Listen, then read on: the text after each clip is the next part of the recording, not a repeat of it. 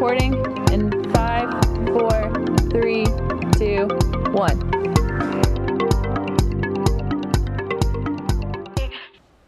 Hello and welcome to EHCTV. I'm Abby Hathorn. And I'm Khalil King. Welcome back to the show. Abby, I'm excited to be back. How was your spring break? It was good. I didn't do a whole lot. I spent most of my spring break painting the house, so not a lot of fun. But I did catch up on my sleep and catch up on some of my Netflix shows. So overall, it's a good spring break. How was yours? Nice. My spring break was awesome. I went to Memphis, Tennessee, Mobile, Alabama, and then back to Huntsville. So it was a lot of traveling, but it was a pretty good break. Yeah. Who do you have on set today? I have on set with me today Caleb Simpson, talk about Kappa Sigma coming to campus and sort of how that process has worked, even though they're not like, official. Oh, so it's official? Well, it's semi-official. We'll learn more from them because everybody Okay. has all these questions, and I don't want to, just say things that I don't know. So we're going to talk to Caleb about it. So who do you have on set with you today? I have junior and rising senior Andrew Davis for the basketball team. So it should be pretty fun and interesting. He's my roommate, so it'll be a nice dialogue. Yeah, absolutely. We'll now pass it over to Will Seidel with the news. Hello, I'm Will Seidel bringing you today's news update. First off, welcome back, students. It's the time of the year to gear up for that final stretch of classes before summer break. If it makes you feel any better, you can almost count the remaining weeks left of the semester on one hand. All students be advised that March 23rd is the last day you will have access to WebAdvisor. The college is phasing WebAdvisor out in favor of the new self-service application. The link for this can still be found on the current student page on the website. Self-service will have all of the same functions WebAdvisor has had available. During break, a group of 6 students and 3 college employees took a trip to the Beaumont and Port Arthur areas of Texas to assist in the continued disaster relief and rebuilding efforts taking place in the wake of Hurricane Harvey, which hit in 2017. The team from Emory and Henry College partnered with Community Collaborations, an international service organization. Ryan Boyer has been named Dean of Students with the Division of Student Life, Student Success, and Inclusion.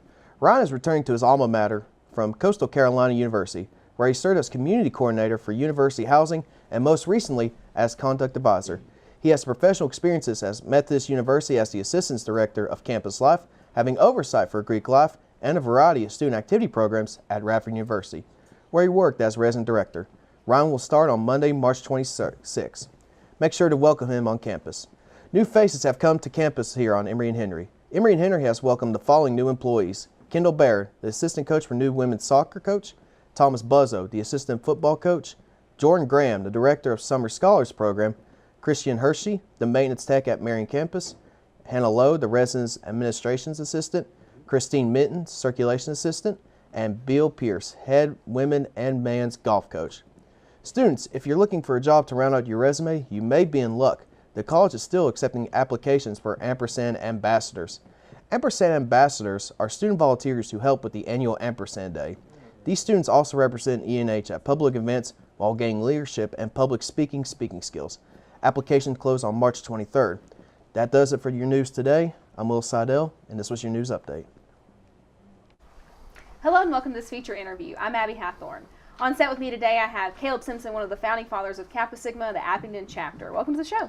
Glad to be here, Abby. So first of all, I know there's a lot of controversy on campus surrounded around sort of a national coming to campus or people being a part of a national on campus because we are primarily local. So what's sort of the process that y'all have had to undergo to get to this point now to have an Abingdon chapter? Yeah, definitely. It's a long one, but we started with a petition to the housing director, who was the director of Greek Life at the time, 3 years ago, Jimmy Whited, and we said that we wanted to start a Greek organization, and he said to look into nationals. So we did do that, and then we became aware that there was a national ban on campus. So we went to talk to Dean Gorley, and she kind of gave us the steps to kind of learn more about the organization, what it stood for, why we thought it would be a good fit, other schools where there were nationals and locals, just to see if it would be a good fit for our campus. I mean, we did all that. Then we made a presentation to the Board of Trustees. They lifted the ban on nationals. And then we started petitioning to student government to try to get recognized on campus. And that's sort of where we're at now. We've tried unsuccessfully twice. Yeah. So what's sort of in the process of getting, not being on campus, but necessarily having this Abingdon chapter? Because that's something a little different. I didn't really expect that to come out of this. Okay. So there are definitely campuses that aren't supportive of Kappa Sigma for one reason or another. Like, it was the national band here, and then student government has been cautious on whether or not to add it. So we went off campus, and then we started the colonization process, which is sort of like a probationary period, like what it looks like here. So when you're a colony, you have to go through certain workshops, learn about anti-hazing workshops, things like that. And then every one of our members had to do 30 hours of community service. We had to raise $2,500 to charter. So that we decided that we wanted to do all that so that in the event that we would be recognized on campus, we'd be ready to go. We wouldn't be on probation from Kappa Sigma just to start probation here at school. So that's kind of why we decided to go that route. And then as of March 17th, we finished that, and now we're a full chapter of Kappa Sigma. Awesome. So what is sort of that Kappa Sigma stands for? I know that that's one thing that everybody is really cautious of at Emory is like what each local Greek group stands for. So what are sort of that pillars, and why was Kappa Sigma attractive to y'all out of all the other nationals? Okay. It was the 4 pillars of Kappa Sigma are leadership, fellowship, scholarship, and service. So obviously those are all good things, and we consider ourselves leaders on campus. We take school seriously. Service was a big element, I guess, for me personally, because I enjoy, that's just something that I like doing. I like the opportunities that we got through this to reach out to service organizations, and obviously I like the fellowship. I like the guys I'm around. They're a hoot. They're a good time, and those are just kind of the big things that they stand for. Also, I personally like that it was founded on the Christian gentleman principles. Like SAU is kind of known for being the Southern gentleman, and there's a couple others, but that's the one that really jumped out to us, just because the combination of the 4 pillars and the Christian aspect of it. Right.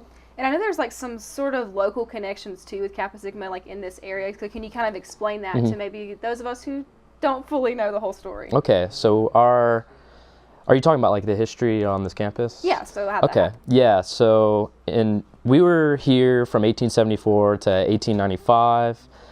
We were a part of 3 nationals on campus. Kappa Alpha and SAU were also here. The 7th ever member of Kappa Sigma actually founded this chapter, and it's the 6th ever chapter.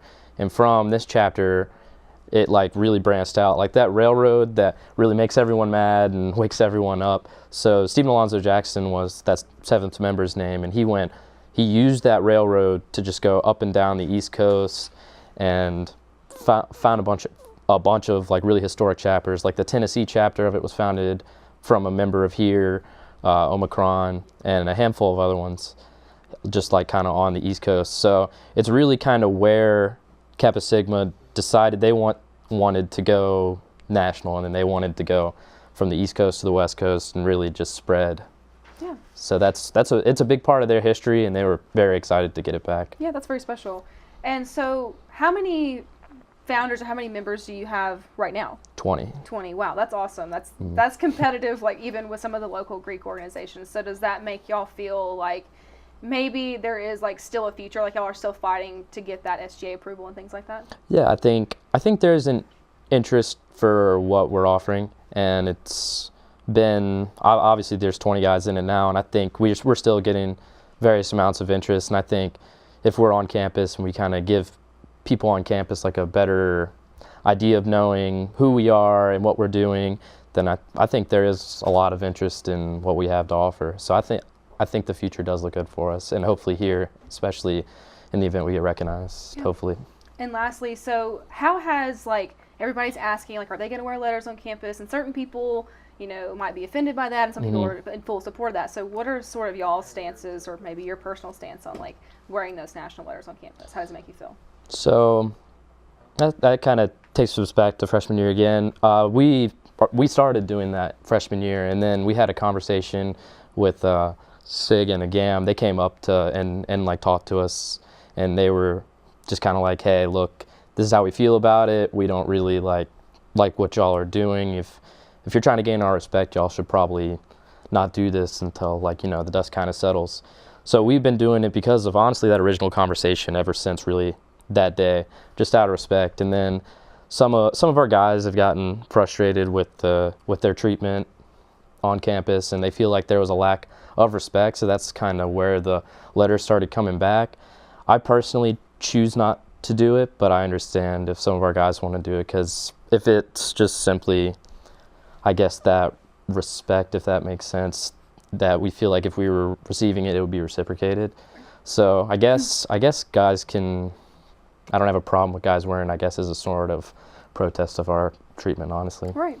Well, awesome. Thank you so much, and good luck with the rest of the journey with Kappa Sigma. Yeah, thank you. And now I'm going to toss it over to Evan Underwood with this week's sports update. What up, Was? I'm Evan Underwood with this week's sports update. You had a whole week off for spring break, but the baseball and softball team did not. Over the week, the softball team played in tournament in Myrtle Beach, played 8 games and winning all of them. The softball team is now 16-2 on the season and will continue play on Wednesday with a doubleheader against Averett. The baseball team also played a couple of games over the break against Hampton-Sydney. They lost the first game with a score of 19-3 and lost extra innings in the doubleheader by the score of 9-8. The baseball team will continue play against Ferrum College on Wednesday at home. Both the Emory and Henry's men's and women's tennis teams fell 9-0, and the ODAC played to Bridgewater College Sunday afternoon. The men's side continued to slide in the standings with their 6th straight loss of the season. The Wasps fought hard, but the 5-3 Bridgewater team proved to be tough opponents. The women saw their first ODAC action and fell to a squad that is also 5-3. The Intermont equestrian team at Emory and Henry College closed out their regular season with a victory at Virginia Tech on Saturday afternoon. The Wasps posted seven first place finishes and added 2 second places and a 3rd place. The Intermont equestrian team will compete in the Zone 4 Region 5 Championship on Sunday at Virginia Tech. Well, Wasps, that's all I have for this week, and have a great week. And remember, as always, go Wasps. Hello world, I'm Khalil King and this is your sports interview. Today we have with us senior forward Andrew Davis from the Emory and Henry men's basketball team. Andrew, welcome to the show. What's up? Always a pleasure with you, man. Great. Andrew, to open up, you have sort of an interesting story pertaining to how you came to Emory. So can you go ahead and tell us what took place? Yes. So, man, I was in high school, played high school basketball, and I'll be honest, like the love for the game and the passion I had was dying out. Just dynamics in that realm of life at the time. And my dad was just like, "Hey, bro, like, son, you gotta, provide for your college somehow.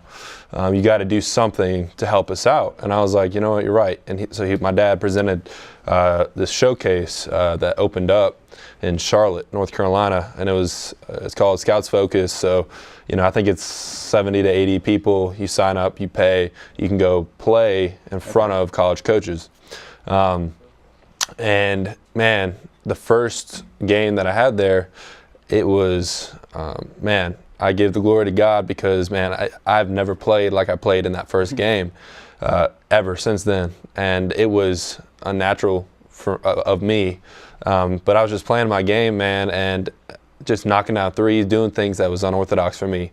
And just so happens that one of the coaches who was watching that game was Kyle Sensabaugh, who at the time was an assistant coach at Emory and Henry here. Okay. So I get a call from a few different colleges, D2, NAIA, some other D3s and things like that. But man, when we saw Emory and Henry, we saw the opportunities. When I came on campus, it was just like, you just know. I just knew when I stepped on here. Well, man, when we first got here, Mass Comm was a big draw.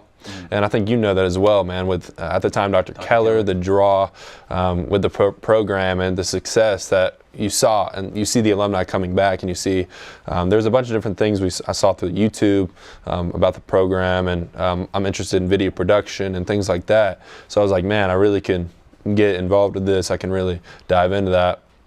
I saw, my first time I came on campus, I saw organizations like FCA. I saw men's Bible study, and I said, hey, we got fellowship with some brothers and sisters in Christ, and man, I would love to be a part of that and eventually grow into being a leader in those organizations. So, man, to know that those organizations were on campus was an encouragement to me to know that community was on campus as well. Because, man, those things have been such an integral part of my career here at Emory and Henry. So those were just a few things. Okay, and you said that you had some different opportunities that presented themselves from this showcase that you went to. What makes Emory and Henry basketball special? Do you feel like you made the right decision? Absolutely, dude. Man, me and Coach Wilson have talked, and he talks about how every year since he's been here, the program has taken a step. Whether it's wins, well, it's been wins, and it's gone up every year. And I could say the same personally, man, but with Emory and Henry basketball, you see guys who have come in, who have bought into what we're doing, and our little phrase is committed, and we stay committed. And you see a lot of people, can get. When I was going to different colleges, I don't know, man, there just didn't seem to be a sense of urgency about the program, what was it about, and the goals and the objectives that the programs had. But Coach Wilson, man, right off the bat, the guys at the time, Kevin Ansenberger, Trevor Gilliam, Miles Turner, those guys immediately jumped to me, took initiative, said, hey, we welcome you here, man. Made me feel like family when I stepped on campus, man. And that's part of it. That's part of Emory and Henry basketball. Like, we're a family. And, man, I love each and every one of the guys. I'll do anything for them. But that's just the culture, man. The culture of family. And when we won that ODAC championship, man, being able to say, man, Miles, Kevin, we fell short the past 2 years, but what y'all gave to this program, this is yours too. So that, that kind of situation where, man, this is family and you're a part of it. When you leave, while you're here, regardless. So that's probably one of the biggest things, man. Yeah, they took you in. I know family is a very important aspect of joining a team or any organization. Talk about the sense of leadership. You stepping into a senior role and some very big assets for this team leaving. What has that brought to your plate? Absolutely, man. Going with that? I came in freshman year, did not want to talk, did not want to be physical, did not want to just get out of my comfort zone. Coach Wilson confronted me about it, which I'm very thankful for now because I've taken steps, and I think as I move forward, entering my final year, it's going to have to be taking that step up in communication, being there for the guys, knowing what's going offensively, defensively, just being there all around. Losing guys like Chase Branscombe, John Sheeler, who lead by example and in word and passion, man.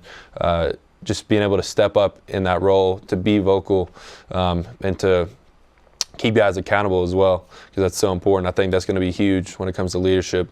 And just like I've said, just taking that step for this next season, and getting back to where we were this year and pursuing something even greater. Yeah, definitely. I talked to Chase Branscombe, and they brought to fruition he and his roommate's goal of that grasping that championship. Can you kind of talk about what happened beyond that? I know you guys had less time, so playing was more extemporaneous. You guys didn't have as much time, so tell me what that looked like. I wasn't there, and I didn't keep up with you guys post-championship.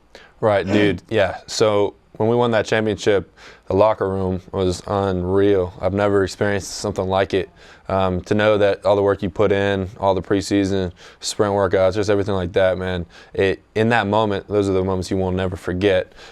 Post, man, that bus ride home, being able to share that with the community, being able to bring back the first ODAC championship for men's basketball in the history of the college, it was just unreal. It still really hasn't sunk in.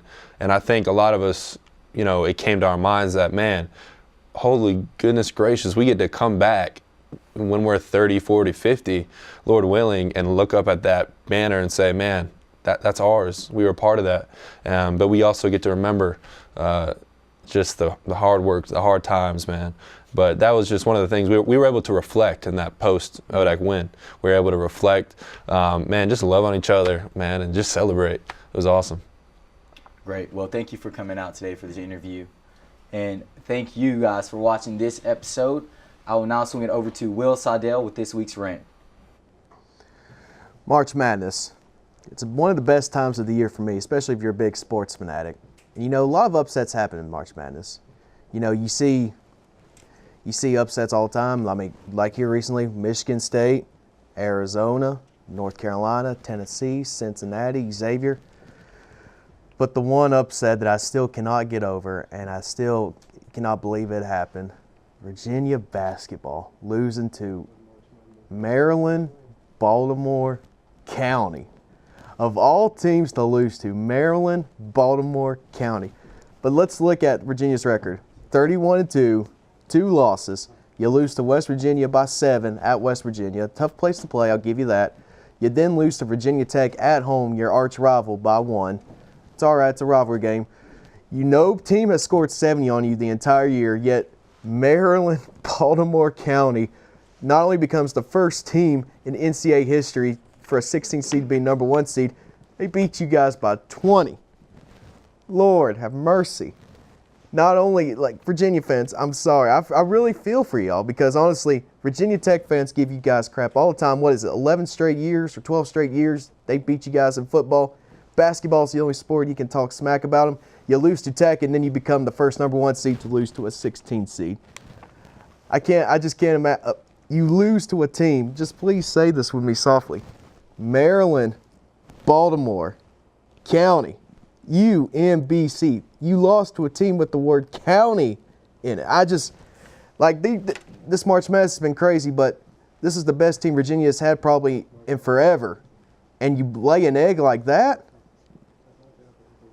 Yeah, I'm sorry. I'm just, and not only that, you gave Kentucky, a team I despise with all my heart, a clear path to the Final Four. They don't have a team that's higher than a 7th seed because of you guys.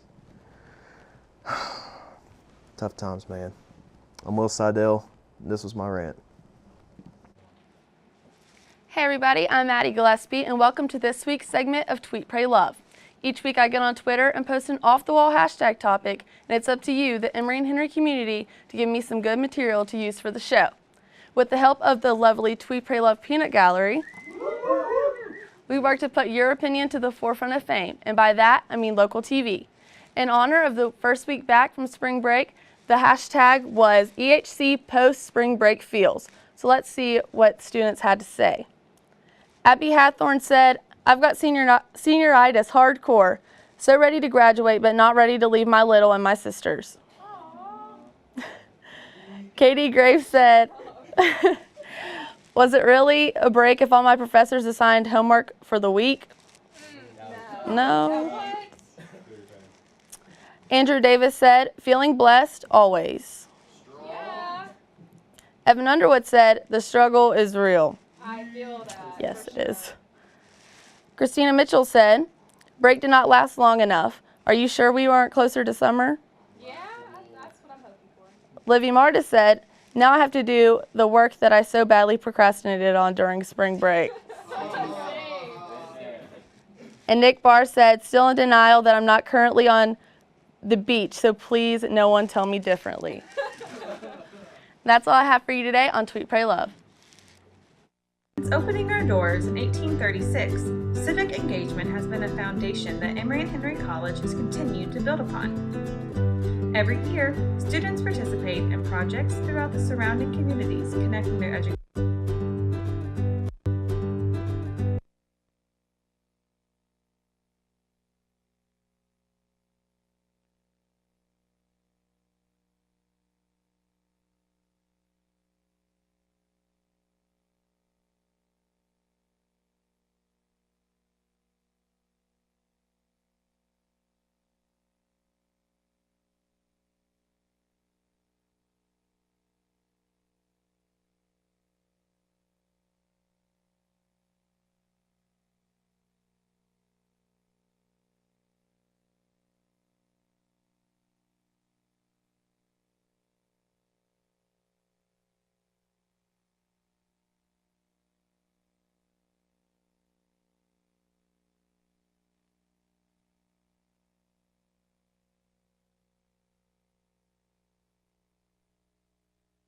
Since opening our doors in 1836, civic engagement has been a foundation that Emory and Henry College has continued to build upon. Every year, students participate in projects throughout the surrounding communities, connecting their education to the issues of our region. In partnership with the Appalachian Center located on campus, students can actively serve and learn in the community and receive a scholarship as part of the Civic Leader Scholars Program.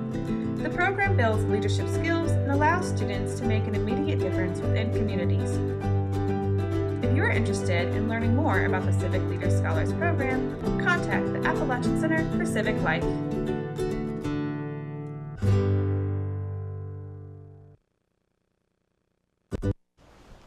Abby, I think it's so unreal that we're on the last stretch, no more breaks, and we can count Easter, but just our last memories, specifically you for your senior year. I know. It's I'm crazy. not ready for it. I am, but at the same time, I've still got 2 more years of school, still got grad school, so I can't get too excited to be done with school.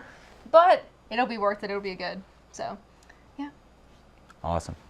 Well, thanks so much for joining us on this week's episode of EHCTV. I'm Abby Hathorn. and I'm Khalil King.